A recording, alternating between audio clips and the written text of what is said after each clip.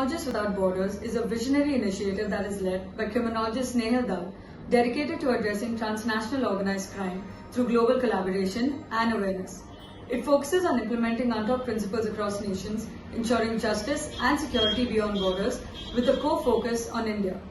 The concept of creating a criminology firm called Crimeophobia evolved during his 2008 interaction with the United Nations General Assembly as the only Indian origin to visit New York from London.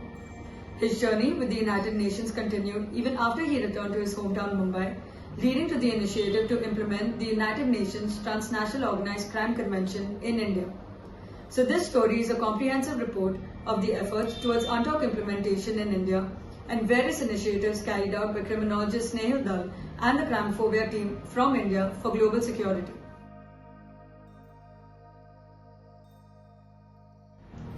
The journey began in 2013 with Ms. Lisa Grande, the then resident coordinator of UNDP for India, interacting with criminologist Snehil Dhall about completing the documentation between the UN and the Indian government for signing UNTOC protocols. It was understood that India chose only 3 protocols: human trafficking of women and children, arms and ammunition smuggling, and money laundering. The informal meeting held at the Maharashtra State Minister's residence was predominantly focused on the recognition of Indian transgenders. One of Crimephobia's board of advisors, Ms. Lakshmi Narayan Tripathi, played a vital role in this effort, and the recognition was eventually established with various Vedic Hindu texts cited in the Supreme Court of India's final judgment that now provides legal and social identity to Indian transgenders.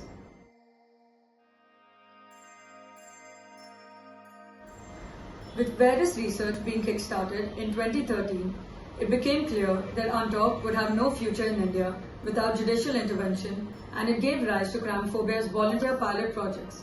As a result, a detailed research and development report was converted into a petition and filed with the Honorable Supreme Court of India in 2016. The Crimeophobia team believed that there could be no better review mechanism than the Chief Justice of India and his co-judges, as the UN itself lacked a concrete implementation plan. Parallelly, Crimephobia's awareness projects on UNTOC implementation began from 2017 to 2019, in which the youth from terror-affected regions, Indian defence and police forces were provided various sessions by criminologist Snehil Dhall. The session focused on multi-dimensional evaluations carried by a criminologist that could benefit the national security, since a localized crime has the potential to convert into transnational organized crime. By 2020, the Chief Justice of India also recognized the situation and ordered the issue rule for all states, union territories and central ministries to provide the written replies with their respective affidavits. The order led to major confusion, and for the first time in several years, a government notification was uploaded on the website stating that the Central Bureau of Investigation, which is the CBI, had been made the nodal agency to implement UNTOC. However, the government failed to upload the fact that the CBI had already communicated in writing to criminologist Snehil Dhall and that the matter did not pertain to them, which led to the petition being filed at the Supreme Court. One of the biggest tragedies of the confusion was held in the year 2021 with the edtech giant Byju's, which faced a police complaint, also referred to as an FIR in India, for misleading information regarding the UPSC curriculum from Crimeophobia team. The FIR contributed to Byju's downfall, with several major cases on other crimes being filed against the company, both in India and abroad. The owner, Byju Ravindran, initiated various illegalities to get the case shut. However, the court ordered him to appear before the court to justify his acts. With various intellectual gaps in the implementation proceedings, criminologist Snehil Dhall believed that the world needs live case examples to determine that transnational organized crime indeed requires a multi-dimensional approach to crime study and holds multiple jurisdictions too. The data compilation involved various levels of grassroots, government and private officials, along with subject experts from across borders. The ground data collection was conducted in parallel with UN conferences, formal and informal meetings to highlight the framework of transnational organized crime. Here is one of the concerns discussed by criminologist Snehil Dhall while his groundwork was in progress. We have been working on exact same concerns regarding Mumbai forest, which hosts the world's highest wildlife population in the middle of the metropolitan city. Our work concerns UNTOC crimes that India has signed, such as the human trafficking, money laundering, arms and ammunition smuggling, in which Mumbai Forest and Wildlife has been made a transit zone. During the course of the transit, the environment has been disturbed by local mafias by burning forest for constructing structures and dumping construction debris on the main roads that the authorities avoid coming to the locations where sex and human trafficking and smuggling are carried out. What do you suggest shall our course of legal action be to make the authorities understand the complexity, since a lot of criminal patterns of organized crime aren't very well understood by many? Who wants to start?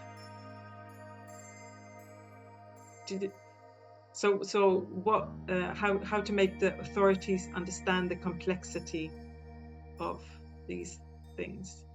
Kat, would you want to start? Yeah, I was just gonna. I was looking to raise my hand, but I'm used to Microsoft Teams. I'm very sorry. Yeah. I think it's the continuous dialogue that's really important. So actually, by participating in cooperation initiatives like via Interpol or via UNODC, where we actually actively speak to each other and share those cases, that is definitely raising awareness. That then also encourages the intelligence sharing. And while I appreciate intelligence sharing is one of those phrases that everyone uses and abuses, it is actually crucial for us to notify each other of the trends occurring. And secondly, if we have our politicians actually involved at all sorts of levels, from local to national and international, and they're actually participating in meetings and conferences where the importance of environmental crime is raised, I think that can further actually spread the message that there is cooperation, we are aware of this, and we actually have ways to investigate those crimes so we can share the best practice. Thank you very much. Nupur, would you? Yeah, just to add to what the other panelists just highlighted, I think in this context, it would be really helpful to reach out to the local councillors, to engage the members of parliament that are involved in the areas. Of course, engaging with civil society organization on awareness raising. I do understand that, because this issue is presented by the local mafia, there is a certain element of, let's say, threat to security and intimidation, and there's an angle of corruption. So it's possible that they've already tried these avenues and they have not worked, because as we've already discussed, it's so complex. But that would be my advice on the first go, without knowing the full details. Thank you very much. Marco, any thoughts? Yeah, I would just like to echo the idea of fostering the dialogue and strengthening, keeping an open channel of communication. One of the biggest problems that can be seen, like parallelly with criminal marine pollution, is that these actors, going back to the idea of whistleblowers, that they are afraid of sharing this information and communicating, because there are not enough guarantees for them to feel safe and to connect and to communicate with the authorities. So, and also raising awareness to sharing this information and making people aware of what's happening, to make it public. And for that, we really need like official channels to be sharing that information to, because sometimes we can find a lot of many reports, but they are not prepared by government departments, but by third parties. So sometimes that tends to reduce a bit of the understanding of the situation, or sometimes it makes them, in a way, so to speak, less valid. So I think it's very important to also focus on that, on having a good communication, an open one, and to include as many government officers and departments as possible. I agree. Keeping the information flowing and keeping the information channels open, and also focusing on the operational argument, the operational effectiveness of doing this, and engaging civil society and really showing that it works, especially including women's groups in these kind of things.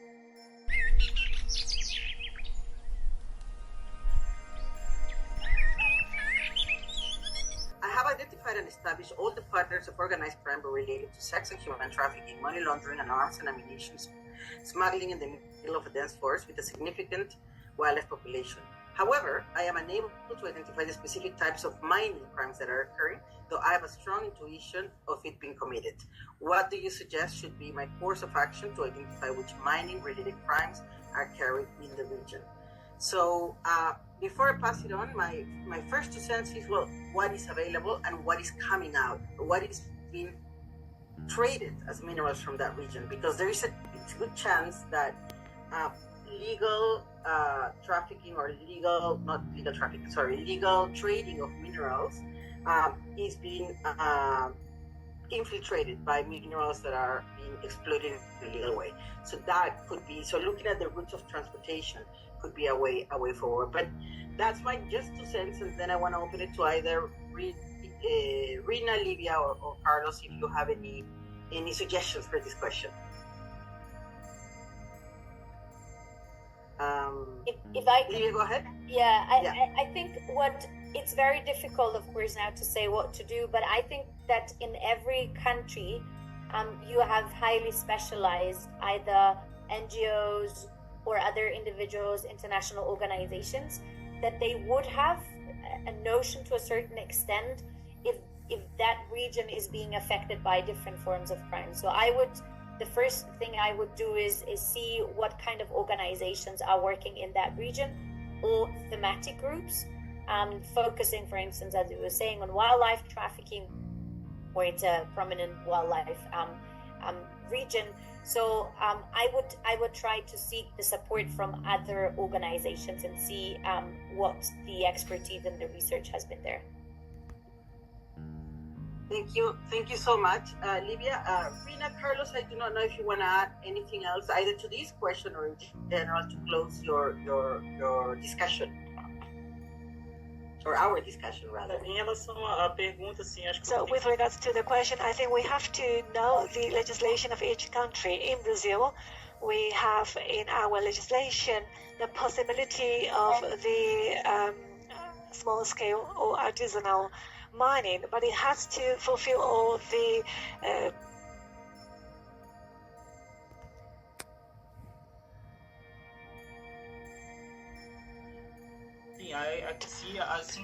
so there might be some legal artisanal mining, and if it doesn't fulfill all the requirements according to the legislation of the country, then it will be a crime. Yes, it will be a mining related crime related to the artisanal mining.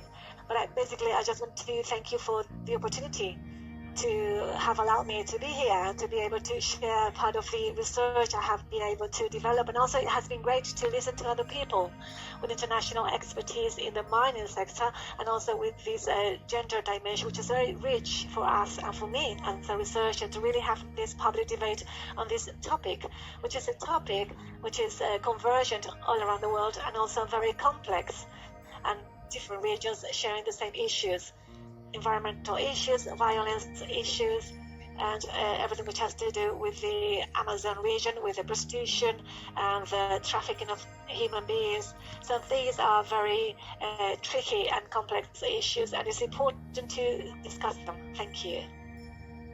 Thank you so much. Rina, any last elements before I close the panel and our discussion? Thank you so much also for the opportunity from my side, and yeah, just to remotely maybe make a point relating to the last question. I think this question of knowledge more broadly on a policy level, it's important from the office's perspective always to center also the knowledge of women, and especially indigenous women and those in local communities, and in kind of the production of data and the data that we use. And there's increasing work that we're doing also then on the other side on scrutiny of this over-reliance often on industry-produced data, and which can involve many conflicts of interests and greenwashing and certain claims, as you were saying, about the value chains and so on. So this is kind of an area which links more broadly, and then can hopefully over time precipitate to that local level where then we wouldn't face so many of these issues. Thank you so much.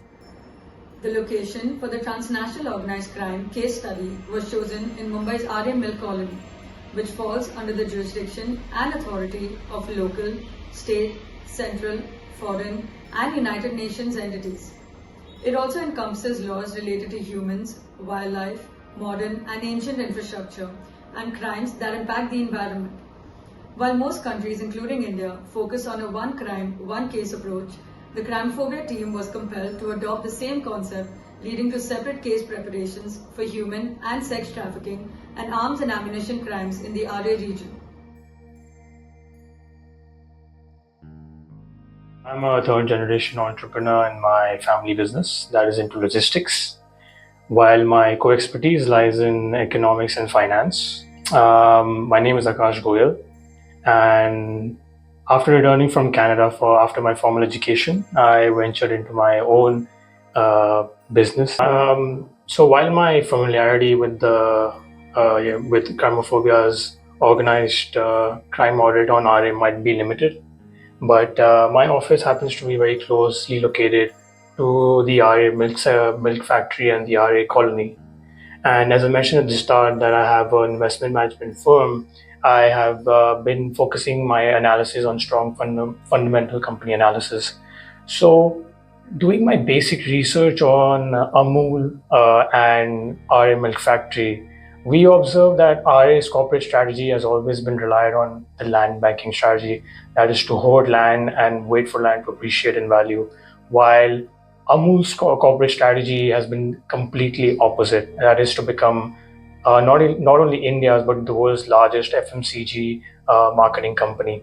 It is already India's largest dairy producer, so it's quite impressive to see Amul's latest revenue figures of 2023 at a whooping 550 billion Indian rupees, while Aarey is not even in the dairy race because one of their primary locations is completely out of production. Interestingly, both companies started together at around somewhere in 1950s, and according to unverified data, the reported revenue figures of Aarey in 1950s were somewhere around $10 million US, which would roughly be estimated to be around 5 billion Indian rupees in today's term. Moreover, given Amul's success journey, the company is almost valued at $9 billion US as of 2023, which shows a stark comparison between the company's valuation, even though they have the same start. Amul is smoothly serving the purpose it was built for, while Aarey is serving its own interest. And by that I mean it is serving its interest of building the land banking strategy and relying on land valuation solely rather than providing value to customers like Amul through dairy products and different items. Hi, my name is Kamlesh Thakur. I am basically an investment banker and have been investing in real estate. My history and background is I come from a family of real estate development, which has been one of the oldest families in Bombay since partition. My father was a sixth generation contractor, and I would have been the seventh generation. However, I moved away because my education was in mechanical engineering, law and finance, and I preferred to get into investment banking as a profession rather than continue in my father's profession of real estate. But having been brought up under the real estate family, the development rules and all gives me access to some information which is, in my opinion, probably better than a normal person who's not aware of the development rules, etc. So that's the way I look at it, and that's probably the reason why I can form an opinion of the value of the property over there. I have no investment whatsoever in North Bombay. I am purely a South Bombay investor. I have access to certain properties over here which I have bought over a period of time, and my investment has been primarily since I started my working career into real estate, and my investment into real estate has been primarily because of my working career, but my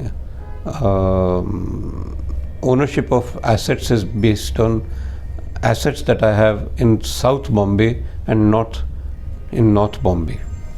Given the mathematical calculations, I would think if you calculate an area of roughly 3,000 to 3,500 acres of land, then given that the development rules require a 15% recreational area to be marked and set aside for any development activity, I would assume that this should have at least of the 3,500 acres of land that is shown here, 3,000 acres to be possibly the land that could be valued on a bare land area basis.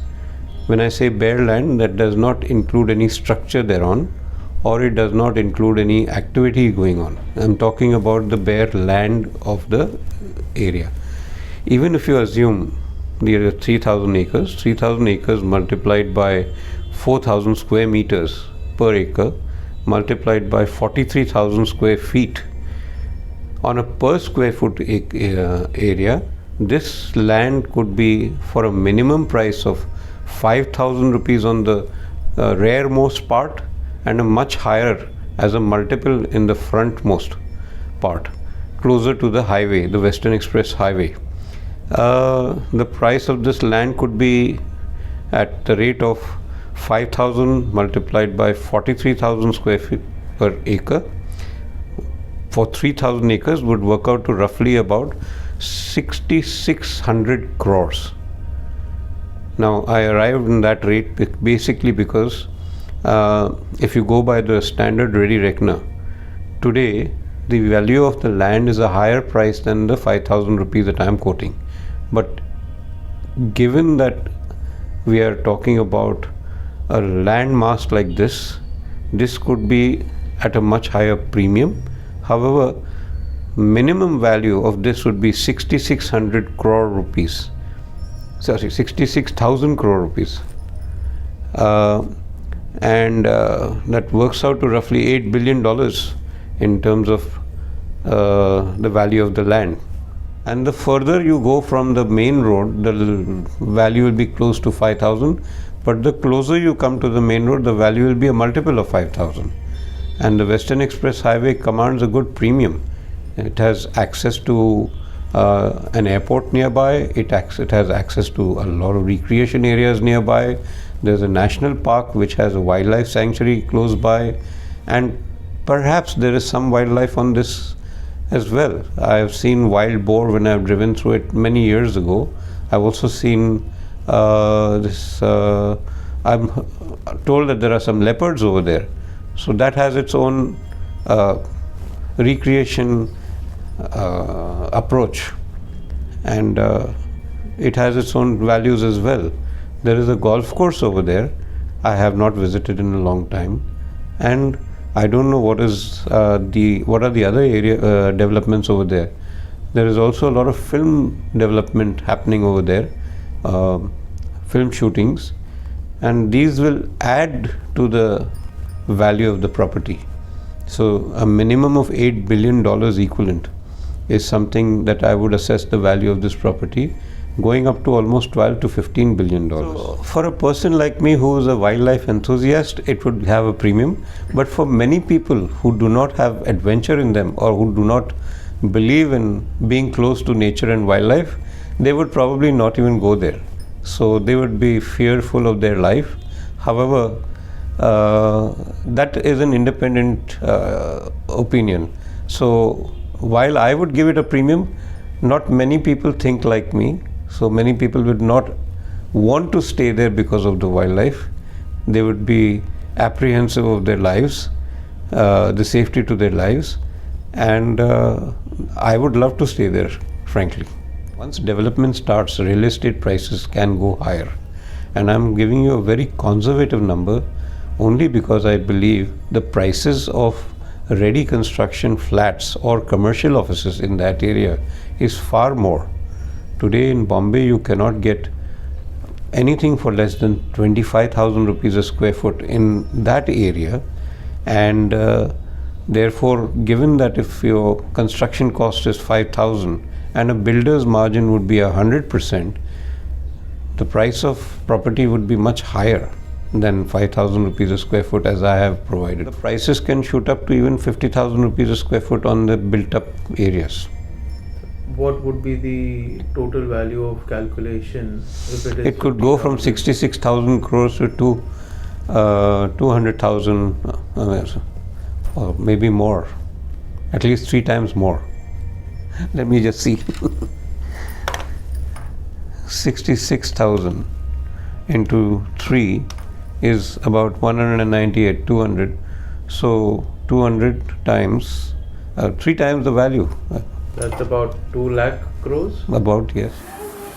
In Mumbai's Aarey region, there's a complex and alarming situation is unfolding, marked by issues of economic genocide, eco-genocide and audit.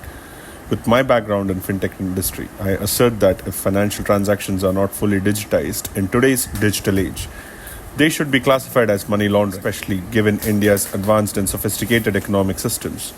Nearly 80% of activities held in Aarey seem unaccounted since none of these records are available on public domain on their website. Especially, reports from Crimeophobia, led by Criminologist Snehil Dhall, highlight that the New Zealand government had established a cow experimentation unit in Aarey Milk Colony for both animal and human testing, supported by UNICEF. This initiative aimed to promote buffalo milk powder over traditional cow milk, a product deeply embedded in Hindu culture and beneficial to public health.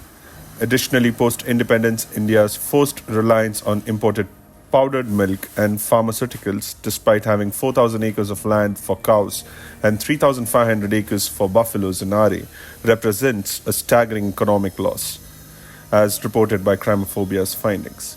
This shift constitutes economic genocide, threatening the livelihoods and cultural heritage of the Bombay presidency, for which Crimeophobia has also filed a case with United Nations Human Rights Council. Ecologically, Aarey has suffered substantial habitat destruction due to illegal constructions and industrialization, which started with manufacturing plants and has led to relentless expansion of a concrete jungle within a designated green zone. Aarey is home to one of the world's largest wildfire populations within a metropolitan city, and this environmental degradation not only endangers local fauna but also serves the community's bond with the land and amplifying ecocide. Moreover, the increasing governmental restrictions on ancient temples and traditional worship practices erode the community's cultural identity. The erosion constitutes a form of autogenocide as it undermines the spiritual and cultural essence of the region. Crimeophobia has filed a separate case with the United Nations Human Rights Council for having transactional Sanatan Commission by constituting the Bombay Cave Temple Commission, which was created by British during the 18th century, covering the entire Indian subcontinent, also known as Akhand Bharat. While money laundering is the official term, the other terms for systematic genocide continues to remain unpopular for economic and ecological losses. Aarey, a land area with restricted public access, has become a hotspot, also contributing significantly to economic genocide, ecocide, and autogenocide. This limited accessibility has been strategically maintained to facilitate smuggling, trafficking, and the illegal production of drugs and alcohol, further harming the environment. During one of the raids, a massive underground alcohol storage facility was discovered and subsequently filled with soil. While this slightly reduced the production, the overall operation still persists. The land, originally designated for the dairy industry, now sees minimal production, with the Aarey milk factory almost inactive. The entire area is tightly controlled by the factory security, along with the local, state, and central authorities, allowing crimes associated with autogenocide to flourish due to repeated jurisdiction and authority conflict. Here is a crime report submitted earlier by our team from Crimeophobia News.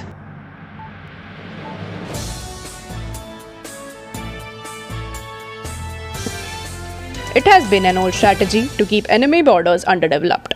The same tactic is employed in Aarey, Mumbai by keeping its roads underdeveloped despite years of protest. Doesn't it make you wonder which crimes are concealed behind the curtain of broken roads? Or would you be surprised to learn that merely 1.5 kilometer of road required the Honorable Bombay High Court's involvement, and yet the work has not yet started? Let's first delve into one of the confrontations in which local residents believe to be one of the biggest causes of broken roads.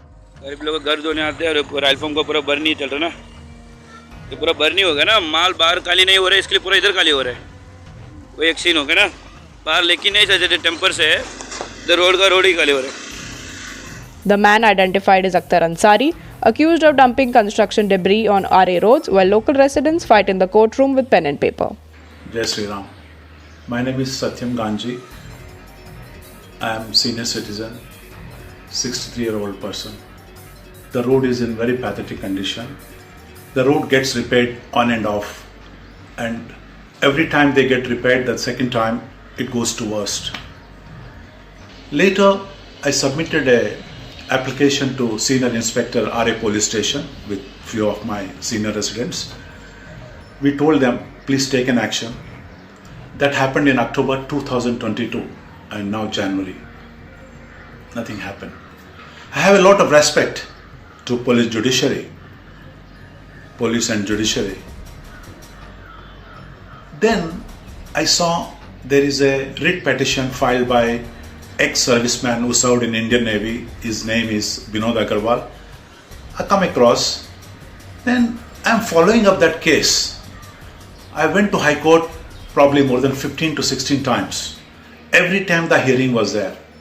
I think his hearing was started of 10th January 2022, almost 2 years completed. There was almost 25 to 27 hearings took place. But nothing has happened. The road is in very, very bad condition. I am a senior citizen. I cannot travel on this road either by walk, either by auto, either by bus. We are having a terrible problem on this road of 1.5 kilometer stretch only. We are not asking 45 kilometer of our internal road. No. The order is so simple, issued by Honorable Chief Justice of Mumbai High Court of highest order, issued on 2nd August, to make this road motorable. And even if the funds are not there, he asked to seek the funds and get it repaired. Still, almost August, September, probably 6 months over, nothing has happened. And I do not really understand what is happening. Is there a contempt of order issued by Honorable Chief Justice? They have to repair for thousands of people who are traveling this 1.5 kilometer stretch of road, Panchwati to Mayur Nagar. And one more thing, BMC Municipal Commissioner Mr. Iqbal Singh Chahal, he also was in the High Court. He made a good presentation that there are a lot of entities in Mumbai or in Maharashtra looking after the roads. If all the roads are handed over to BMC, I will take the responsibility to repair and there will not be any complaints on the pothole. That's what he made a good presentation of 45 minutes in the High Court conference room in front of Chief Justices. That was probably in April 2022 or somewhere. I don't know exactly, but I got all the orders. Later on, coming back to the responses and communication between various arguments and various hearings of 8 to 10 hearings, on 2nd August 2023, Justice, I remember his name, Justice Devendra Upadhyay and Justice Aarey Doctor, they made a clear-cut order and appointed a committee. I can name it. The committee comprises Secretary Dairy Development, Government of Maharashtra, Secretary Government of Forests, Secretary Roads, Chief Engineer, BMC, and senior level expert of environment and in Nagpur, and Chief Executive Officer Aarey Colony. Such high talented people were in the committee and they have been told to study it. But in that order, Chief Justice specifically mentioned to make this 1.5 kilometer road from Panchwati to Mayur Nagar motorable so that people can travel, irrespective of handing over this road to BMC or not. If the funds are not there, please seek the funds from the state and get it motorable. Until then, the committee report comes, then we'll solve the problems. But PWD or RSCO just neglected this executive order issued by Chief Justice, Mumbai High Court. I do not know what is the reason on that. I would like to introduce my resident colleague, who is also traveling on this road. He is Mr. Hitesh Kachru. He is basically from Kashmir. He is a Kashmiri Pandit. And please. नमस्कार। हम लोग काफ़ी समय से इस road के लिए पिछले 10 साल से अथॉरिटीज़ को, आरए सीईओ को, पीडब्ल्यूडी को letters, messages, common letters, societies की तरफ से लेटर्स, एमएलए को, एमपी को लिख रहे हैं, लेकिन इस रोड को ये लोग कभी सिर्फ एक लेयर डाल के चलाते हैं और वो पहली बारिश में ही वॉश आउट हो जाती है।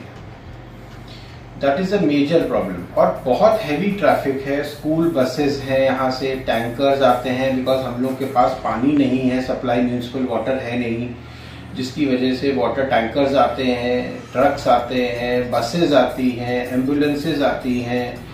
इमरजेंसीज में लोगों की स्पाइन कॉर्ड्स खराब हो रही हैं, डैमेज हो रही हैं, मसल्स डैमेज हो रही हैं सीनियर सिटीजन्स की। लेडीज, प्रेग्नेंट लेडीज के लिए उस रोड से ट्रेवल करना इम्पॉसिबल हो गया है और बहुत वर्स्ट कंडीशन है। और इसी 1.5 किलोमीटर में इतना धूल है, इको सेंसिटिव जोन होने के बाद भी इतनी धूल मिट्टी उड़ती है कि वो सब इनहेल करते हैं और थ्रोट प्रॉब्लम सबको फेस हो रही है। स्पेशली जो छोटे बच्चे हैं जो स्कूल बसेस में जाते हैं, स्कूल बसेस कोई एसी बसेस नहीं होती है, ओपन बसेस होती है, उन सबको खांसी आती है, सब बीमार होते हैं और वो लाइफ बहुत पेनफुल है हम लोगों की, पिछले 7-8 साल से बहुत ज़्यादा है।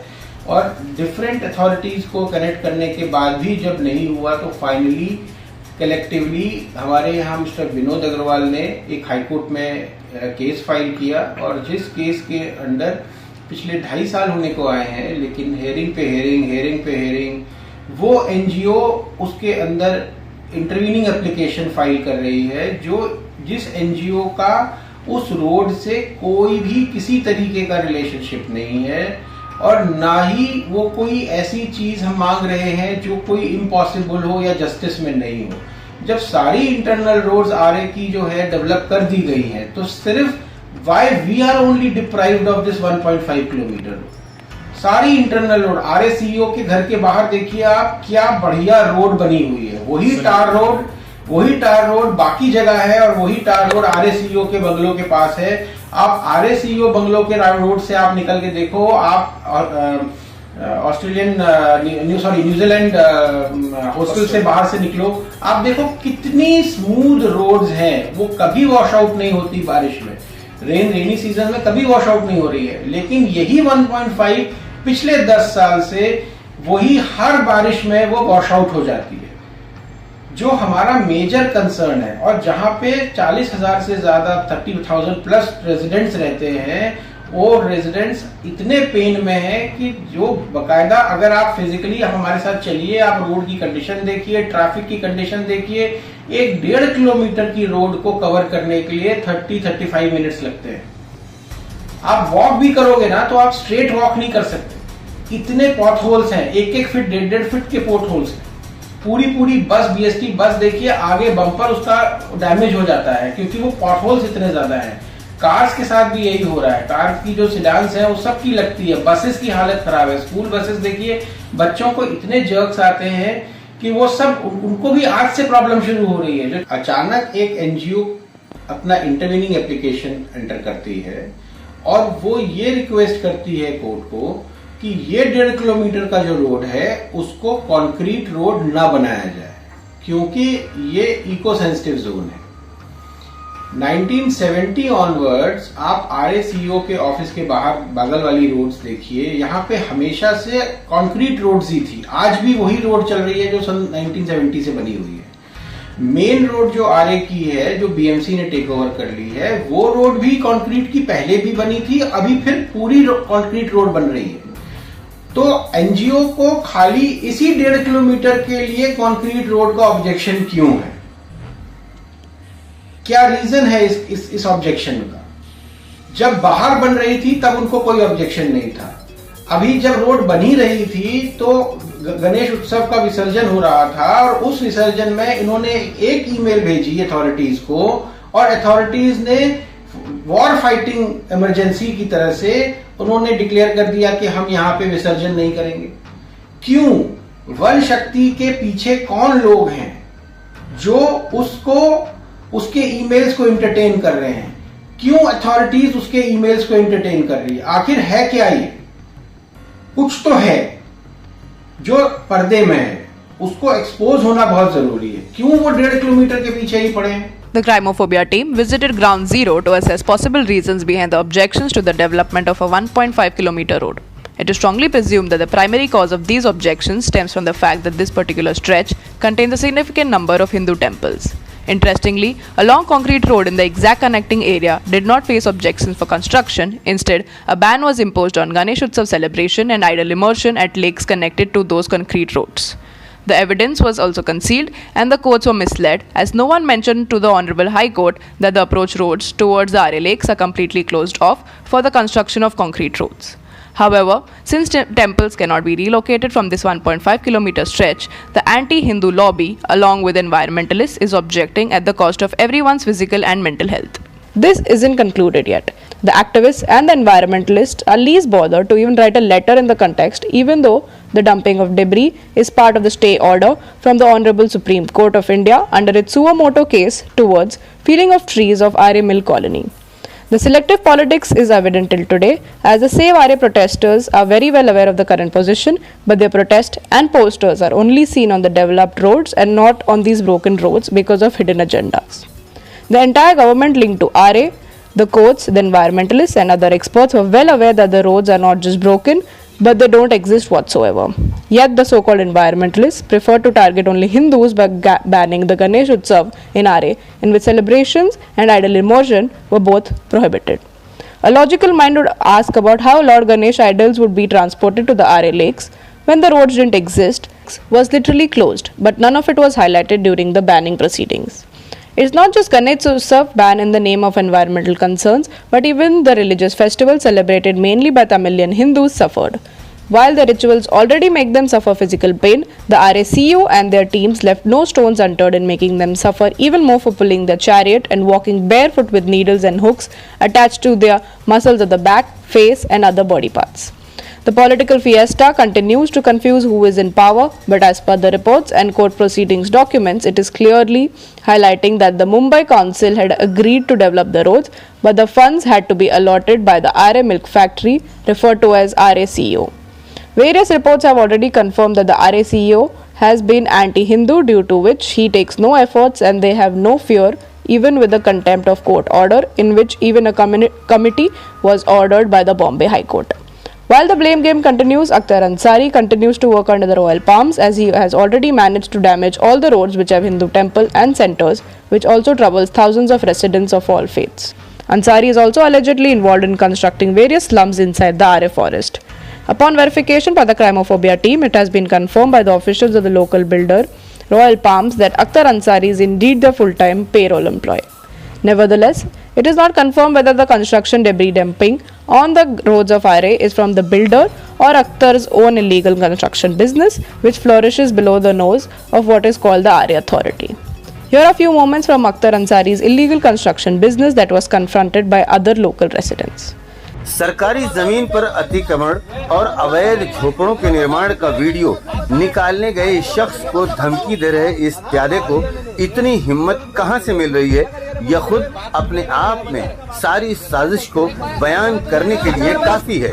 जिन मोहरों का इस्तेमाल किया जा रहा है, उनके चेहरे भी हम आपके सामने लाए देते हैं। रॉयल पंप के अंदर छोटा मोटा कब्जा भी लोग करते हैं, जगह वेगा कब्जा करके उसमें घर बांधते हैं, घर बांध के और ये लोग बेचते हैं। अभी 2 लाख में घर बांधते हैं, छोटा घर बांधते, झाड़ वेट काट के ऐसे जंगल में घर बांधते हैं, घर बांध के लोग 10-12 लाख में बेच देते हैं। वो भी लोग काम करता है ऐसा।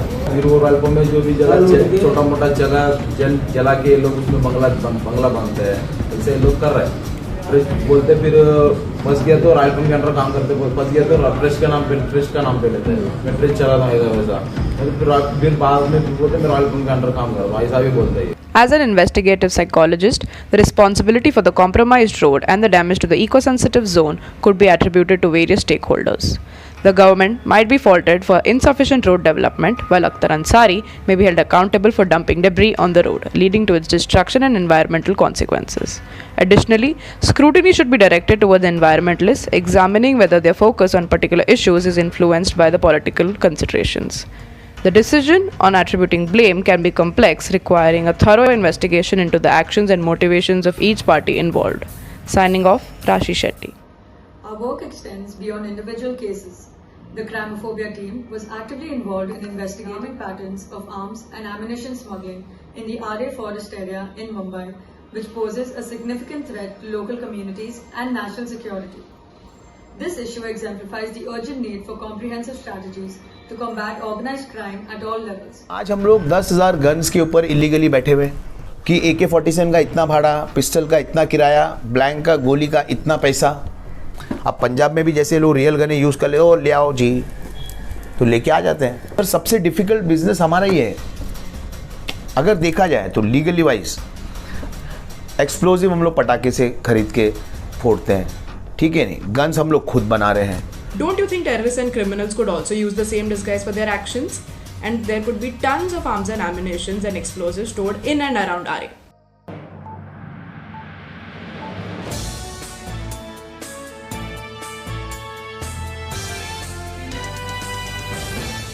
Just as unaccounted finance is called money laundering, similarly unlicensed arms and ammunition are called smuggling. This report examines how arms and ammunition, money laundering and human trafficking are interconnected, constituting organized crime.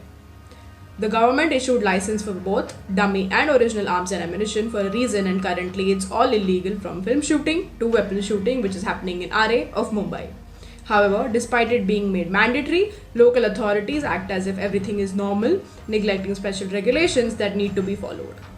Meanwhile, it seems like India is experiencing a deja vu from the 90s, the combination of the Khalistani movement, the Babri Masjid demolition for Ram Mandir, the Mumbai terror attacks and threats by Muslim outfits, along with the apparent involvement of the film industry in arms and ammunition smuggling. All of these elements have joined once again in our current report on arms and ammunition, predictive policing and analytics. In the early 1990s, the Khalistani terrorist outfit was at its peak and wanted to establish a base in Mumbai. Currently, there are reports of the Khalistani outfit using the farmers' protest to create a base in India. Again, while the National Security Act prison cell in Assam found phones and electronics, where an accused is in prison for instigating the Khalistani terror movement in India. The then Khalistani acts were followed by the Mumbai riots in 1991 and the demolition of the Babri Masjid for the Ram Mandir, leading to the worst terror attacks in Mumbai in 1993, and currently the inauguration of the Ram Mandir is completed. In the entire dynamics, the film industry seems to be involved in violating various regulations, potentially facilitating arms and ammunition smuggling under the guise of weapons used for the film shooting or for self-protection, in which various producers and actors were even arrested. Now the situation demands legal action on film shooting studios, which has the capabilities of storing materials by claiming it to be for film shooting purposes, but it is all illegal, from film shooting to using weapons for shooting. Let's refer to the sequence in a filmy pattern. One of the most violent films recently featuring heavy loaded weapons and ammunition is called Animal, starring Ranbir Kapoor. Interestingly, Ranbir Kapoor also portrayed Sanjay Dutt in his biopic, who was arrested under the Arms Act, becoming the first Bollywood actor exposed to connections with the underworld. The movie Animal, which included a heavy gunfight scene, was shot at the Royal Palms Hotel in Aarey, which is central to our theory about arms and ammunition smuggling, as these weapons fall under the same license category as original arms and ammunition as per the Indian law. However, the film industry not only violates the laws where it shoots, but also disregards regulation for film and weapon shootings. A concerning trend has emerged at the intersection of the film industry and the underworld, where funding is directed not towards the film production but towards the studios where the filming takes place. Evidence suggests violations such as forest burning to create film shooting studios and converting hotels into permanent filming locations. This activity masks upfront acts, including the smuggling of around 10,000 unlicensed arms and ammunition within Mumbai, allegedly for film shooting alone. While movies often use fake guns, regulations are breached when originals are sought for special effects, although the presence of fake or original guns are exactly the same. The Indian government's categorization of all guns under a single arms license, which also raises doubts about the authenticity of these firearms in almost every movie that uses these arms and ammunition. In addition, the billing for film shooting purposes typically includes all arms and ammunition on GST invoices, regardless of their legitimacy. But that's not all. The correlation of every activity has Aarey as the common point for almost all kinds of mafia, underworld, and even terrorist activities. Aarey and Royal Palms, which is a private land, is observing Bharat Shah's 23 acres of land dispute in Royal Palms, who has been facing Indian courts for allegedly using underworld Don Dawood Ibrahim's money, mafias that burned approximately 20 acres in Royal Palms for constructing illegal film shooting studios, and even conversion of almost all hotels in Royal Palms into permanent filming location adds to the complexity from sex racketing to its alleged involvement in trafficking and smuggling activities, along with money laundering crimes. Various open grounds and warehouses are used for the storage of film shooting stocks, while it is also estimated that just within the Mumbai jurisdiction there are approximately 10,000 arms and countless ammunition, explosive and other materials. Aarey Forest, being a secluded forest zone with the world's highest population of wildlife in the middle of the city, faces overlapping jurisdictional complications involving local, state and central governments, as well as the involvements of private sector, public sector and the defense sector. We have tallied various patterns from Mr. Baljit Parmar, who was the first person or journalist to expose the involvement of the Indian cinema with the underworld and terrorism. His published news article had led to the arrest of Indian actor Sanjay Dutt that opened a Pandora's box for the world to observe. While these arguments are limited to the Royal Palms fake film city next to the Maharashtra state government operated film city, the aspects of fake activities within the radius of Aarey also extend to other international operations and linkages. Just as the owner's family of the Royal Palms holds Australian citizenship, allegations suggest a Tamilian who formerly trained Mumbai police commandos for their martial arts requirements was apparently running fake Interpol operations within Aarey. The documentation of this fake Interpol or international police has also tracked back to Australia that was also providing various kinds of trainings in the name of martial arts.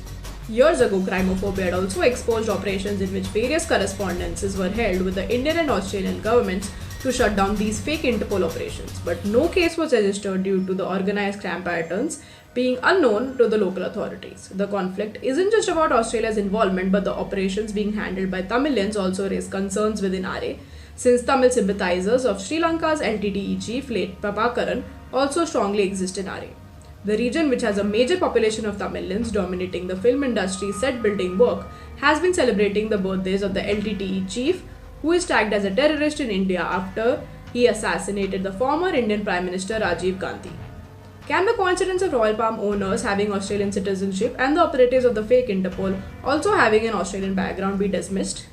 Perhaps let's also consider the coincidence that the administration skills of Tamilians for the entire film industry in Mumbai, which indirectly controls more than 10,000 guns for film shooting purposes, also manage the operations of fake Interpol trainings and recruitment activities from Aarey. The problem isn't just these aspects. The world's first transnational government, which parallels the United Nations Transnational Organized Crime, has been established only by Tamilians. The transition from liberation tigers of Tamil Eelam to transnational government of Tamil Eelam is well established, and their transnational operational patterns are also evidenced in Khalistani terror groups, which is trying to influence India through farmers' protest. We consider that Tamilians have been heavily influenced by Chhatrapati Shivaji Maharaj and his guerrilla warfare techniques. The legendary emperor of the Maratha Empire was unbeatable with his administrative and operational techniques, and having Interpol operations in the middle of a metropolitan city is both informative and remarkable, attempting to replicate the effect of his operations for the transnational government.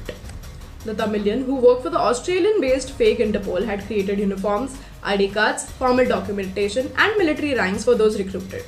The operations within Aarey were possible since martial arts training doesn't require any authorizations globally, whereas arms and ammunition are provided within Aarey as dummy or original under the guise of film industry, which is technically again controlled by Tamilians in both fake and original film city operational in Aarey.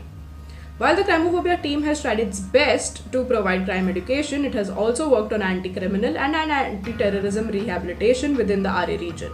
After the complications involving Australians and Tamilians, there is also the influence of Naxalites, which is addressed within Aarey. As part of the government's joint project between the Youth and Home Ministries, Criminologist Snehil Dhall has provided rehabilitation sessions to youths brought from highly Naxalite terror-affected regions. The vulnerable youths are brought to the New Zealand hostel located in Aarey for relevant support to prevent them from picking up weapons. However, it continues to be a struggle to handle youth psychology within Aarey, where they celebrate the birthday of a banned Tamil terrorist chief who was killed before these kids were even born. All these activities occur in dense forests with a huge population of wildlife, mainly leopards, which renders local enforcement agencies non-operational. On the other hand, approximately 3,200 acres of land are under the control of the Aarey milk factory, with their own factory security guards governing such locations, giving them a free hand. The other security agencies are of Mumbai police, forest guards and private guards, but there isn't a confirmed jurisdiction demarcation for these 4 agencies. Amid these activities, Muslim influences have started marking every temple and Hindu residential village in Aarey, setting up illegal mosques, dargahs and various slums with a free pass from the milk factory, which governs the land under the Dairy Development's banner. Their activities has led to direct attacks on Hindu communities and their rights to practice religion, in which even Hindu festivals have been banned for celebration. Various activities across Aarey directly suggest that a major arms and ammunition smuggling transit has taken over in Aarey forest and Royal Palms, much like evidence of the sex and human trafficking witnessed by 800 Jammu and Kashmir girls in the hotels of Royal Palms during their visit. While the smuggling of original arms and ammunition falls under the purview of law enforcement agencies to question the culprits based on our predictive policing and analytical report. Let's hear from the dealers of airsoft guns and dummy guns, whose weapons are exactly like the originals. I'm Vishal Tyagi, and we are into this film industry handling guns and SFX work. SFX means rain, smoke, explosions, flying cars into the sky, all that. So that is our company name is Tyagi Guns and SFX, where we are working from last 42 years into this industry, where my company is 42-year-old company and I've been working here from last 35 years. Guns के बारे में education तो in sense कि ऐसे हुआ कि जब मैंने होश आया मेरे को, जब मैं 5-6 साल का ही जब था, तो मेरे आसपास है ना मेरे को खिलौने नहीं दिखते थे, गन्स दिखती थी सिर्फ। तो बचपन से मैं गन्स के बीच में ही बड़ा हूँ। फिर जैसे थोड़ा बड़ा होते गए, थोड़े पढ़ के, कुछ किताबें देख के, तो वैसे वैसे करके है ना गन्स का एजुकेशन मेरे को वहां से मिला। तो we have weapons from the time they have been made, 1857 till date. अभी आप देखो ये पुरानी, सब बहुत पुरानी गन्स है। ये 80s की, सन 18s के एरा की है। ये आप देखो ये लेट 80s की गन है। ये फिर आपका थोड़ा सा ये 19 की गन्स आ गई है, 1900 की। ये भी 1900 में गन्स आई है। ये फिर थोड़ा 1970s में आई है ये सब। ये फिर अभी हमारे पुलिस के पास ये वाली है, फिर AK-47 पुलिस के पास है, प्लस ये हमारी SLRs हैं। So they are all now this SLR is now with the police. So अभी तक के we have covered everything, मतलब in our capacity. So say like in 2016 में जैसे ये GR आके इन गन्स को सबको रियल की कैटेगरी में डाल दिया कि whereas we are very different from the real gun dealers and from the like with the blank guns. So अब हम क्या हो गया अभी, अगर आप लीगली अगर आप देखा जाए तो अगर आप पूरे बॉम्बे के हमारे जो भी जितने भी गन्स वाले देखें, who are our union members, so I say like around 10,000 guns are there with everybody of us, around that much. So आज हम लोग 10,000 गन्स के ऊपर इलीगली बैठे हुए। अगर आपने अगर now if I go towards according to the certificates and according to the government GR, but हम इतने साल से पहले सर्विस टैक्स के साथ बिल बनता था हमारा, तो हम सर्विस टैक्स भरते थे, और अब GST के साथ बिल बन रहा है। तो जब हम GST के साथ बिल बना रहे हैं तो हमारे को गवर्नमेंट ने क्या बोला है कि आप इलीगल गन्स के साथ में लीगल काम करो और उसका GST हमको दो। तो अब जब हम बिल बनाते हैं उसमें GST लगाते हैं, और जब हमारे GST के बिल गवर्नमेंट को सबमिट होते हैं तो उसमें लिखा रहता है सर कि AK-47 का इतना भाड़ा, पिस्टल का इतना किराया, ब्लैंक का गोली का इतना पैसा। तो आज हम ये सारा जो काम कर रहे हैं, तो आज हम लीगली तो टैक्स दे रहे हैं गवर्नमेंट को, तो हम लीगल हुए। तो अब हमारे को एक्चुअल में सच में तो लीगल ही करना चाहिए ना। उन्होंने हमारे से आप हमारे को इलीगल करके लीगल काम करवा के टैक्स ले रहे हो, तो हमको अब लीगल करो। फ्रॉम 95 till 2015 से like 14-15 things were normal, all good, and because the government has given us certificates for all these guns, certificate means for a real gun they give licenses, but for all these fake guns and the replica guns they give certificates. So it is like certified that these guns are fake and they cannot be converted into real arms. But licenses are renewables. For us there was no date to renew that things. But then in 2016 one GR came that all the certificates what have been given to us are now invalid. But actually nobody is understanding that GR that is for the normal public. It is not for the film people. But here our customs and police and everything, now they say these certificates are invalid. And because of these certificates are invalid, our all business of going these guns to abroad, so like we used to do a lot of shoots in Abu Dhabi, so the guns used to go from here. So after 2017-18 they have stopped sending guns. Now before we used to fly guns with the flights, but now in the flight also they don't allow this because the certificates have null and voided. So there are a lot of problems which are been getting now, and because of that I have to tell you this, because of that a lot of people they're importing the guns and bullets illegally. Reason being, we used to import these guns in 2010 and 11, where in customs book it was written, if in eyes of custom commissioner these guns cannot be converted into lethal weapon, it's allowed. So on that basis our guns used to be cleared. But suddenly one day in 2012 they freezed our stuff, saying that oh, this is illegal, you have to get certificate from DGFT. I say like all these years it was coming, there was no problem, but now you're saying we have to get certificate from DGFT. So any which ways we applied to DGFT in 2020 November. I have applied myself with all the whatever the requirements are of DGFT, and we are sitting in 2023-24 my friend.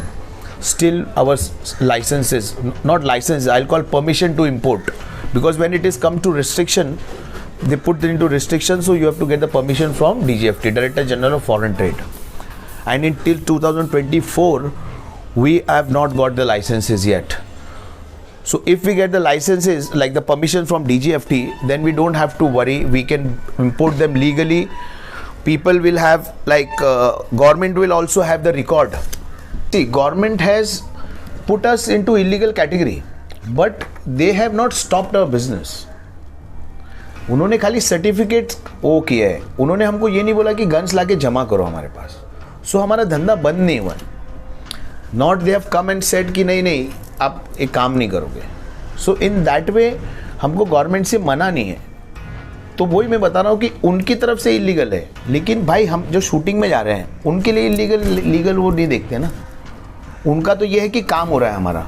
Arms department में बात कर रहे हैं, वो लोग यही बोलते हैं कि मैक्सिमम आपको 3 के लाइसेंस दे सकते हैं, बंदूक राइफल. बट बंदूक rifle we are into AK-47 world my friend, we are into M16 world. तो हमको खाली बंदूक राइफल और पिस्टल का लाइसेंस लेके काम नहीं चलेगा ना. हमको तो MMG का भी लाइसेंस चाहिए, हमको तो sorry not licence again certificate चाहिए, एंटी एयरक्राफ्ट गन्स का भी सर्टिफिकेट चाहिए. कभी कभी हमको तोप भी बनानी पड़ जाती है, लेकिन चलो तोप तो हम ऐसे बनाते हैं रियल, तो उसका सर्टिफिकेट. लेकिन जो एंटी एयरक्राफ्ट गन वगैरह जो हैं, सारी जो गन्स हमारे पास हैं जो हम खुद बना रहे हैं, वो तो सर्टिफाइड करना है ना उनको. तो हमको सर्टिफिकेट चाहिए sir. Instead of putting this guns into real category, they should educate their staff, their people, their officers, their constables, कि जो पता जिनको पता रहे कि भाई ये नकली गन है और ये असली गन है. जब उनको पता रहेगा कि असली और नकली का डिफ्रेंशिएशन, तो हमारे कॉन्फ्लिक्ट खत्म हो जाएंगे. हमको लाइसेंस मिलने, हमारे सर्टिफिकेट्स मिलने हमको चाहिए लोगों को. तो इंस्टेड ऑफ मतलब उनके लोगों को एजुकेट करने के बदले में उन्होंने हमारे पे रिस्ट्रिक्शंस डाल दिए कि आप लोग ये गन इंपोर्ट नहीं कर सकते, आप लोग ये नहीं कर सकते. लाइक आप यहाँ पे जो गन्स देख रहे हैं, इसमें से हम लोग ने 2015-16 में हमारे बॉम्बे में NSG का बेस है. So they wanted some guns for the training purposes. तो हमने एग्जैक्ट वही वेट में है ना, हमने उनको NSG को ये M4 भी दिए हुए हैं, MP5 भी दी हुई है. इवन उन्होंने हमको थैंक्स के लेटर्स भी दिए हुए हैं. प्लस हमको उन्होंने NSG कमांडोज की कैप्स भी बना के दी थी हमारे नाम के साथ में। एंड नाउ अब ये जो गन्स है ना, अभी हम लोग रबर गन्स खरीदने शुरू किए हैं जो मिलिट्री को अब वो लोग ट्रेनिंग पर्पसेस के लिए बना के देते हैं। सो नाउ हमने अभी उनसे ये गन खरीदना शुरू किया है। तो ये अच्छी है, हमको सस्ते में मिल रही है, लेकिन गुड। हमारी जो रबर गन्स वगैरह भी जो है, जो फाइबर में हम लोग बनाते हैं, वो भी बहुत अच्छी फिनिश होती है। और मैं कुछ उनको है ना ये ब्लैंक फायरिंग गन्स भी दिखाने के लिए लेके गया था, लेकिन उनका मिलिट्री का इतना परफेक्ट था कि उन्होंने ना गन को हाथ में उठाने की भी जरूरत नहीं पड़ी उनको। उन्होंने जैसे मैंने खोल के टेबल पे रखी ना, तो उन्हें सीधा बोल दिया, अच्छा ये तो नकली है, फिल्मी वाली है ना ये तो मतलब एंड हमारे जो मिलिट्री है, I think they are trained for, मतलब उनको गन्स को हाथ लगाने की जरूरत नहीं है, उनको पता रहता है कि भाई देख लिया, अच्छा ये तो असली नहीं है। तो सेम वे थोड़ा सा पुलिस भी ट्रेंड हो जाए तो अच्छा हो जाएगा सर सबके लिए। With footprints from Tamilians to Muslim outfits and youth coming terrorist hit regions of the Naxalite to Kashmir, the region of Aarey has been observing every kind of crime which India has been signed under the United Nations Transnational Organized Crime or the UNTOC. The traces and cover-ups for sex and human trafficking, money laundering and arms and ammunition smuggling are getting established by the day with either physical or circumstantial evidence. This small region of Aarey is also observing international involvements with Sri Lankan sympathizers to Australian operatives, while Crimeophobia considers these patterns match with the transnational organized crime. The daily amount of money laundering is very well channeled, and if the land scam value is disclosed, then a few may face a heart attack too. While tentative smuggling locations and warehouses of dummy arms and ammunition could be identifiable during Crimephobia's investigation, the original guns and explosives are under the investigative powers of only law enforcement.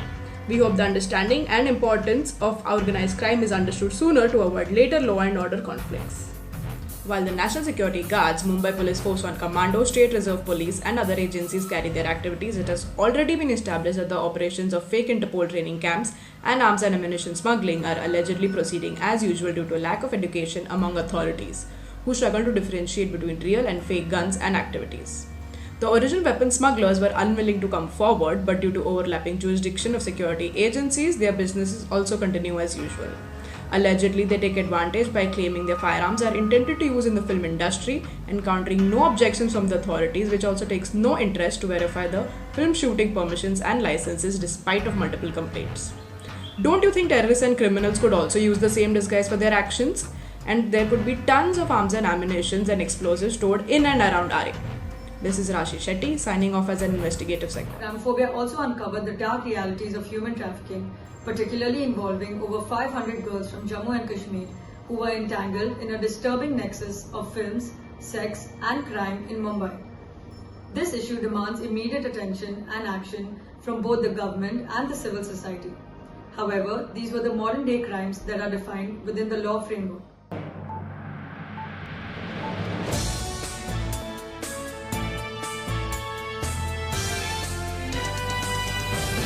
This is a report highlighting the global pattern of human trafficking, human smuggling and the sex trade, which is now observed to have a perfect match in Mumbai as well. We have been repeatedly warned against not reporting the cases. However, our intentions are to highlight the criminal patterns and the modus operandi for vulnerable victims and government authorities.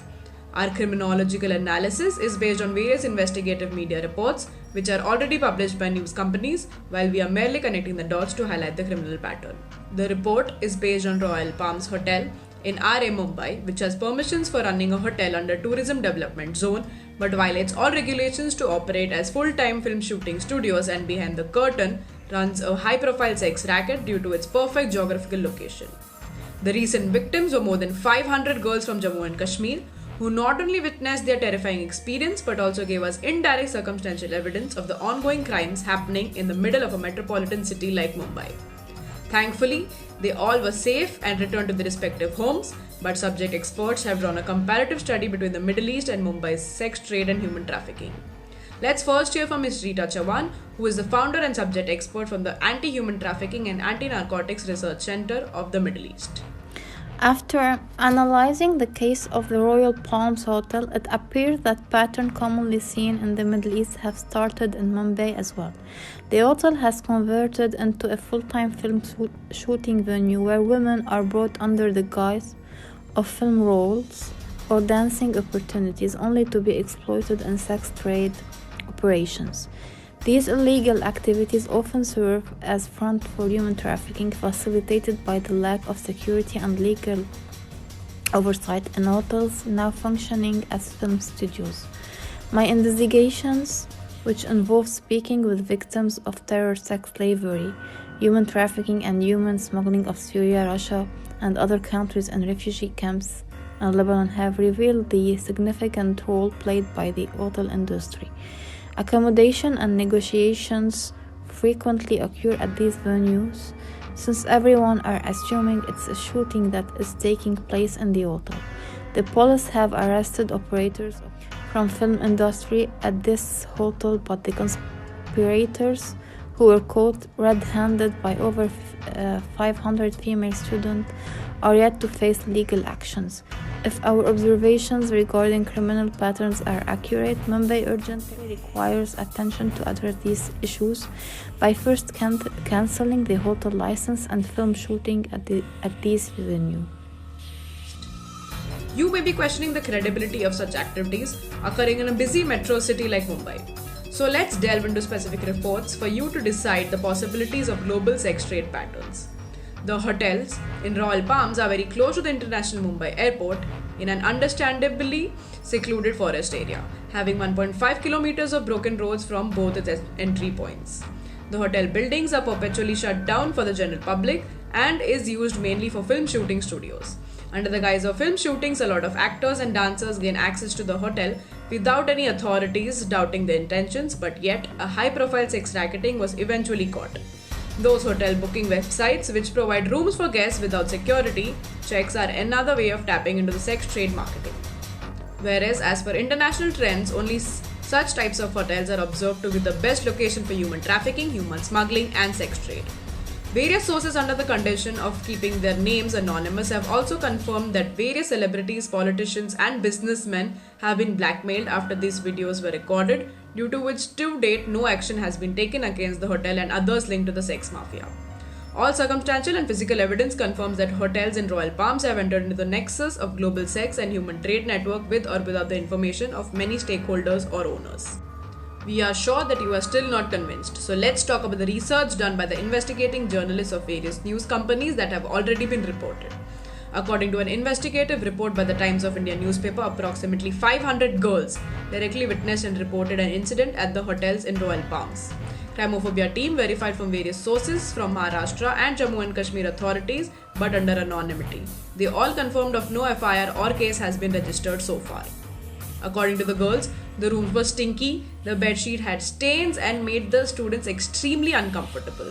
The girls had come under the government-sponsored tour which was organized by Indian Railways, having contractors under various tenders. As reported in the article, the students conducted their research and found online reviews about the hotel.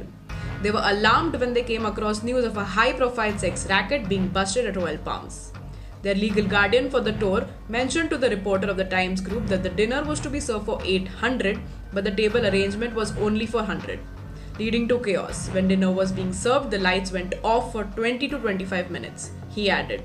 Initially, the students thought it was a power failure, but they later discovered the lights had been intentionally switched off to remove a few guests who may have been involved in shady activities. An argument ensued with the staff and an employee began recording the video of the girls, which was objectionable. In return, the students snatched the mobile to erase their recordings and in the process found nude photos that added to their anxiety. The girls also requested for mattresses as everyone opted to sleep in the corridor, but they were turned down. They further said that they had an alarming experience and none of them could sleep the whole night. The Crimeophobia team tried to verify the news from locals and they claimed the news to be fake. However, upon confirmation from the same journalist of the Times of India group who reported the story, it was confirmed that the Indian Railways did take some unknown action against the contractors who booked the hotel with links to sex trading. On the contrary, when the online reviews were verified by the Crimeophobia team, a major high-profile sex racket raid was observed in which an Indian cinema actress was caught red-handed by the Mumbai police. The criminal case which these Jammu and Kashmir girls might be referring to is to be believed of actor Suman Kumari, as reported by the Indian Express newspaper. The sex racketing dealer was arrested for allegedly pushing girls into prostitution, charging over Rs 50,000 orchestrating a sex racket in the city. Mumbai police had arrested the female actor during a raid on a Goregaon hotel following a tip-off. Reports suggest that the police deployed a dummy customer to engage with Suman, who purportedly charged Rs 50,000 to Rs 80,000 for one girl. The dummy customer requested 3 girls to be sent to the same Royal Palms hotel, which appears to be the same hotel where the 800 girls from Jammu and Kashmir endured a profoundly distressing experience. It is extremely unfortunate for the Crimeophobia team to be judgmental at this point. However, the analysis of Criminologist Snehil Dhall stated that the girls from Jammu and Kashmir were extremely alert, maybe because of their instincts being developed from their childhood, as they hail from one of the most dangerous terror-hit states. Their natural senses might have got activated for considering every hotel staff as a terrorist to make sure no one gets kidnapped, raped, molested or snatched when the hotel staff had shut the lights off. Nevertheless, the girls didn't deserve the treatment of being put under a hostile position, as they had come to enjoy in Mumbai, not to bring their guards up for their own security. We all feel extremely sorry for what they faced and respect their strength and bravery during the horrific night. As per the media reports of the Times Group, it remains unconfirmed about which hotel within the Royal Palms complex hosted the girls, whether it was the Palm Hotel or the Imperial Palace Hotel, although all the hotels are shut and used only for film shooting studio purposes. Earlier reports based on witness accounts suggested these hotels within the Royal Palms also intentionally initiated fires as a means to convert them into full-time film shooting studios. Here is what a few other local complaints had to say about the hotels during the film shooting studios. Royal palms hotel के इधर है ना, एक बार आग जला तो हम लोग सोचा मैं सब ऐसी गलती हो गया तो जल गया ऐसा। थोड़ी दिन के बाद में ना उधर एक फ्लोर बन गया, ठीक है, उनका थोड़ा कुछ रहेगा करके होटल का कुछ काम रहेगा करके सोचा। फिर बाद में उधर शूटिंग चालू हो गया। फिर ऐसे 1-2 साल के बाद नीचे उसको पाम्स होटल के नीचे उधर भी आग लग गई। मतलब इन लोगों ने प्लान किया मेरा झाड़ बीड़ काटेगा तो गवर्नमेंट का प्रॉब्लम होएगा, केस होएगा करके इन लोगों प्लान करके ये जंगल जला के तो 1 साल के बाद उधर अनलीगल का फ्लोर बांध के उधर पुलिस को छोड़ दिया। The criminal links of the global film industry with the sex trade has always been a standard pattern, which is one of the biggest marketplace of human trafficking activities as well. The evidence has been in front of the authorities for the longest time, and now there has been 800 unfortunate girls who become witnesses to what has been happening inside these hotels. To our surprise, these hotels have furthermore history beyond the film industry and sex trading activities. The hotel villas in Royal Palms that were initially meant for hotel use were later sold to individual families as residential villas. Unfortunately, the mafia also purchased these villas under residential but later converted into hotel villas and film studios because residential properties were cheaper than commercial properties if bought for the purpose of hotel and film studios or other activities. It has now become unclear as to what the land is being actually used for, since the mafia is using it as film shooting studios, hotels and other commercial activities instead of residential, and behind the curtains we hear high-profile sex trading activities. Upon verification with the Royal Palm authorities, the Crimeophobia team also received confirmation that one of their hotels is under major default of more than Rs 20 crores for only property tax. The Royal Palms company has been trying to sell all their hotel properties since very long, and it seems that the sex trade mafia or human traffickers have indirectly bought their premise, which is funding their maintenance and operational debts. The Crimeophobia team circled back to a position and also found that an organized crime case was scheduled to have been registered against Royal Palm owners when a few structures in their hotel vicinity experienced a landslide, resulting in the death of 6 labor workers. As per the investigative news report of Mumbai Mirror, the hotel owners are also accused of not returning approximately 18 acres of land to the Mumbai collector due to political favoritism. The collector's orders was overruled by the then Revenue Minister Balasaheb Thorat and Dairy Development Minister Madhukar Chavan, both from Congress, using their quasi-judicial powers despite Royal Palms having lost all claims for the land at various levels until 2006. The Mumbai Mirror newspaper also reported that while the then collector V.L. Gavai gave them the plot in November 1999, this decision was set aside by the then Additional Divisional Commissioner R.B. Kulkarni in 2000. Kulkarni's decision was upheld by the then Revenue Minister Shivaji Rao Patil in Langekar in July 2003. Later, the Bombay High Court in 2006 also set aside Gavai's order. The information was received by them through a right to information application in which the then Dairy Department officials confirmed the details. Unfortunately, the story doesn't end here. As per the DNA newspaper's investigative reports, The local municipal council had also decided to initiate a probe into all constructions carried out by the developer on the entire 240-acre green space from 1983 to date, but this effort was stalled. The then Minister of State for the Home Department, Siddharam Maitre, agreed to a demand made by the NCP leader Vasandav Aarey in the Legislative Council on April 17 to invoke the stringent state laws of organized crime, referred to as the Maharashtra Control of Organized Crime Act. The land on which these hotels currently stand are given permission of 240 acres property, in which 130 acres of land are meant for tourism under tourism development zone and the rest 110 acres are under NDZ or no development zone. It is alleged that the official purpose of these land strips worth Rs 2 crores in 1983 was tagged as Amer Amusement and IT Park, which later renamed as Royal Palms India Private Limited. Currently, the entire 240 acres are merely a package of multiple mafias and a land scam is nearing its shape. The involvement of various mafias and underworld in Royal Palms were also established during a dispute between Royal Palms and Mr. Bharat Shah's land dispute, in which Shah stated to Mumbai Mirror that he was getting threatening calls from the buyer to stay off the land or face consequences. The diamond merchant and Bollywood producer at the time had approached Malabar Hill police station as Royal Palms wasn't allowing him to access his 23 acres of land. Although the case is subjected to facts since Bharat Shah himself has faced legal actions for using underworld don Dawood Ibrahim's money in a Salman Khan starrer movie. The unfortunate incident with Jammu and Kashmir girls have opened a box of worms and public outrage. Now, it falls upon the listeners to decide whether the hotel owners are merely victims of the circumstances or accomplices in the criminal activities. Let us hear a few reactions from the general public. I would be shocked where a big hotel, like it should be a huge hotel where already 800 people, students are already there inside, and it would be a huge hotel. So such a big hotel in getting involved in a sex racket is very shocking. I don't understand how it went on with such a big scandal not being exposed to the present media, which is so very on toes to shoot every possible angle of everything which is happening in this world. At the same time, as a mother, if you're asking me, it is quite scary.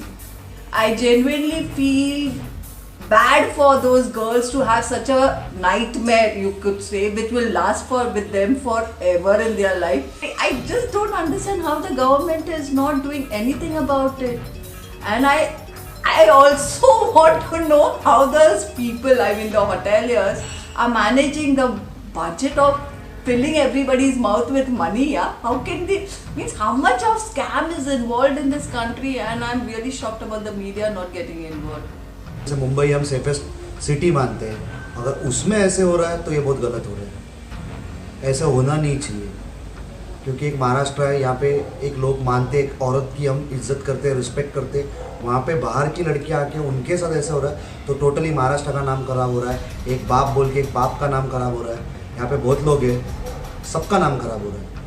World it's a harsh world, man's world बोलते हैं वो है. कुछ ना कुछ तो करना चाहिए, इसके लिए एक्शंस तो लेना चाहिए, लॉ लाना चाहिए. ऐसा कुछ भी होगा गवर्नमेंट की तरफ से कुछ भी होगा तो उसके लिए एक लॉ आना चाहिए, स्ट्रिक्टली कुछ भी हो स्ट्रिक्ट, जैसे कोई भी कानून लॉ और strict law. But first of all, maybe I would like to confirm if the story is really true, because in a place like Mumbai it's very hard to believe, or I would like to rather believe that it won't happen in Mumbai. We respect the dignity of all those girls and shall maintain victim protection, but also hope that girls of every state are trained for handling situations which have links to terrorist activities despite having any experience in the domain.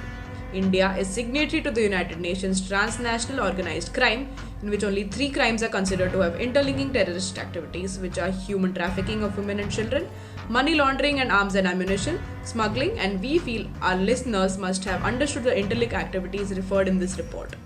The girls from Jammu and Kashmir were lucky, but should the government leave such situations into such lucks? Meanwhile, the hotel authorities conducted political events at their premises, having the Member of Parliament and owners of this hotel to discuss the issues of the access road and other concerns. But why were such events not held for the girls in the same hotel? Numerous case reports suggest that a sex racket disguising itself as actors and dancers for film shoots is operating in Royal Palms. This is directly connected to sex trafficking, a form of human trafficking. The film industry has long-standing ties with various mafias and the underworld involved in funding films and money laundering for decades.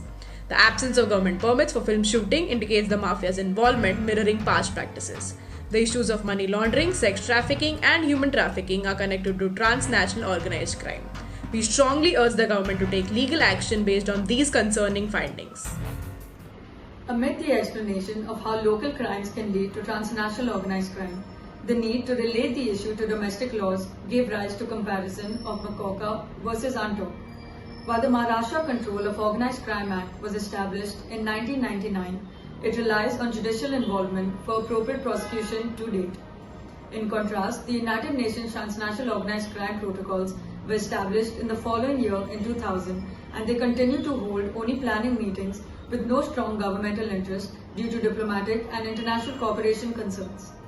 Nevertheless, under these circumstances, the research and development program that was converted into a petition at the Supreme Court of India for the overall implementation of UNTOC, subjected to the localized case study of Aarey to highlight the amendments of UNTOC, which added new categories of crime, namely smuggling of migrants and crimes that affect the environment, to the pre-existing categories of human and sex trafficking, arms and ammunition smuggling, and money laundering. This compelled the Crimeophobia team to propose a new model, despite being aware that it might be dismissed, which is now referred to by Criminologist Snehil Dhall as the multiple crimes need multiple prayers approach.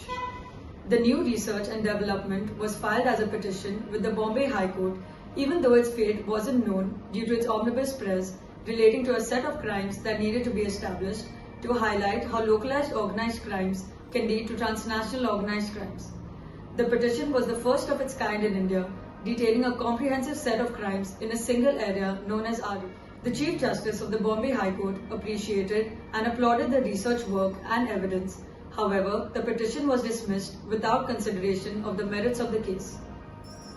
Since all legal options were exhausted, it provided the Crimeophobia team with the opportunity to file a case at the United Nations Human Rights Council, highlighting all the transnational organized crimes occurring in Aarey, Mumbai, and within the Indian subcontinent, also referred to as Akhand Bharat. So far, 2 core cases have been registered. One related to animal and human experimentation carried out by the New Zealand government in Aarey for their global dairy industry, and the second emphasizing the need for a transnational Sanatan Commission to protect religious and private properties and infrastructure both on land and underwater, as well as various Hindu communities. The case for the Transnational Sanatan Commission focused on Akhand Bharat, also known as the Indian subcontinent, under which the Bombay Cave Temple Commission was established during the 18th century by the British with no documents indicating its abolition. Converting this Cave Temple Commission into the Sanatan Commission, which was dismissed by the Bombay High Court, also encouraged Criminologist Snehil Dhall to write a joint letter to His Majesty King Charles III, along with another Crimeophobia board advisor, Mr. Yogan Yoganathan, a 2-time mayor and a member of the British Empire.